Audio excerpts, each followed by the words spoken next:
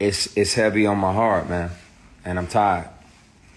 And we around here deifying people that go out and do this, and I'm gonna do this, and I'm gonna pay off this, and I'm gonna pay off that, and I'm gonna pay off that. But at the same time, these same people are predators. I'm not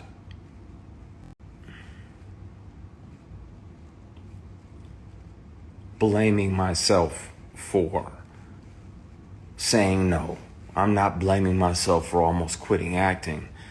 I'm just mad at me for not being brave enough to say something sooner. That's the only thing that I regret. I wish I'd have been brave enough. I'm him now. I know who I am. I know who God built me to be. And I'm not afraid of those consequences. My concern is that a lot of y'all are going to be like, man. And your immediate reaction is going to be like, oh, well, we got to protect our deity. We got to protect.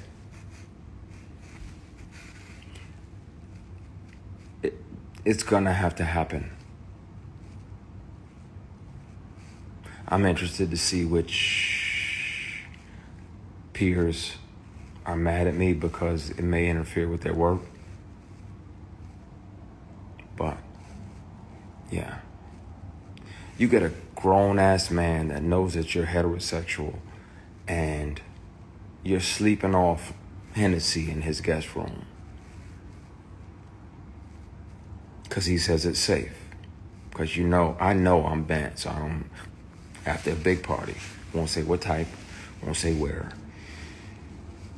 I'm sleep. I'm gone because I'm 4-5 Hennessy's deep and not short Hennessy's either. And this dude tries to climb into bed with you. So you spaz out, push him out, like, what the fuck? Get ready to leave. He apologizes, blame it on the alcohol.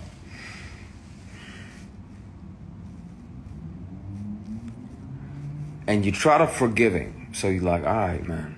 All right, I'm gone. You shake his hand on the way out, and he tries to grab your penis.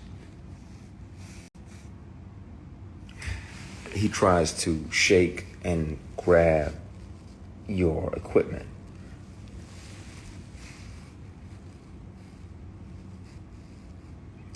And you spaz even more. Like, what the fuck you doing, man? What the fuck? Oh, my bad. So you go to leave, he tries to do it again. Now, at that point, my only regret is not breaking multiple bones in this person's face. Like beating the dog shit out of this person, right? Because that's available to me at all times. That inner grizzly bear is always available, but in the moment, I'm like, what the fuck? And wanted to. But you got a guy that's a billionaire, and I got $3,000 in my bank account. Who they gonna believe? Right? I got that $3,000. That's my son's mom's rent for next month. Got to make sure little man's taken care of. That's my rent, and that's a little bit for the gas tank, and the rest of it, I can go to the dollar store and get some bread and bologna and hot dogs and mustard, and I can get by. Work was slow, and a lot of the work that was coming it had penis attached to it. I'm like, fuck that, man. That's not what I want. That's not what I'm about to do. I regret not speaking up then, not being brave enough to, and I regret not hurting this person. Because I got a big heart. Mother had a big heart. Mother's heart was just big as Flint, Michigan. She was like a little yellow boy. You finna come and you gonna be a part of my family. And I always try to think about things, and not lash out, even though I wanted to, even though I want to. I'm mad at me for not hitting him. I'm mad at me for not speaking up and saying something. Because between that year and now, how many young black actors have fell for that? How many of them, and you can hear him say it on you can hear him on the conversations. You can hear him on the conversations. You can hear him say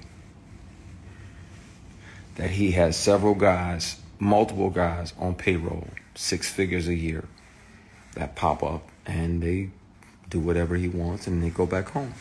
So they pop in, they grab their ankles, they do whatever he wants. And I'm like, I'm not finna fucking do that. I'm not doing that. I don't want to make it that bad. I want to be able to shave in the fucking morning without any grief or any regret or any shame waiting for me in the mirror.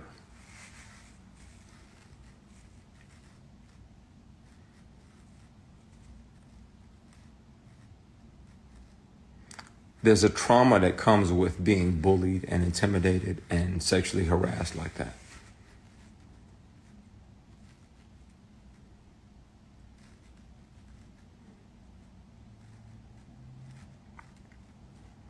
And the bad part is when the truth comes out, a lot of y'all in here are gonna be like, man, I don't believe it. And you can watch me on whatever news station. I'll take polygraphs live on TV. You can hear the recordings yourself. Person has a very distinctive voice when they offer me $100,000 to take my clothes off.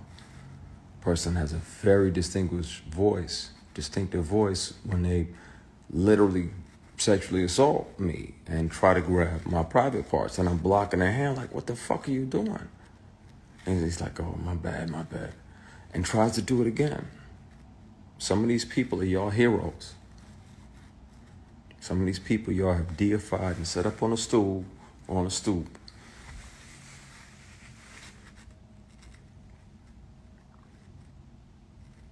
It's taking everything in me not to say. But I promise you this, I will promise you this. As an executive on the show, I'm grateful for this person for showing me how not to be. When you're the boss, how not to be. You don't sexually harass your employees. You don't pressure them, bully them, try to intimidate them into what you want. I am grateful for that lesson. I'm glad that God sat back, because not only was he watching to see if I was the person that he thought he had made, but he was letting me see who I am. And I'm grateful for it, because it let me know, and that gave me a lot of my bravery. I thank God that he just sat back and watched.